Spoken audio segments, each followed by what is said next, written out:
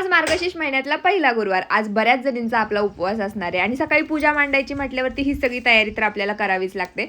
फुलं गोळा करायची, पानं गोळा करायची आणि प्रत्येक ठिकाणची पूजा मांडण्याची पद्धत पण वेगवेगळी असते. जसं की आमच्याकडे कलश मांडण्यासाठी ना आंब्याच्या पानांचा वापर करतात आणि माझी मम्मी 5 फळांच्या 5 डहाळ्या घेऊन येते. तर मी ते पानच घेतलेत आणि जेवढी फुलं सापडली तेवढी फुलं, पानं या गोष्टी घेतल्या.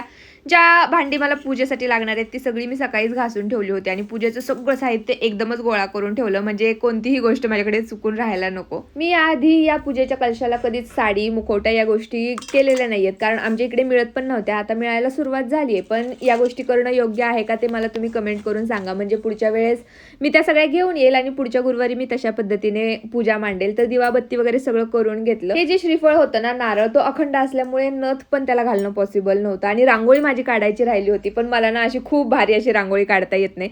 कशी बशी साधी सोपी अशी रांगोळी मी काढून घेतली. माझा आणि सासूबाईंचा दोघींचा पण आज उपवास असतो आणि जे पुस्तक असतं ना पूजेचं ते आम्ही संध्याकाळच्या टायमिंगला वाचतो. आज खूप जास्त भूक लागली होती आणि काही जण हा उपवास फक्त फळांवरती धरतात, पण आमच्याकडे तसं नाहीत करत. आमच्याकडे साबुदाणा खिचडी वगैरे या उपवासाला खातात.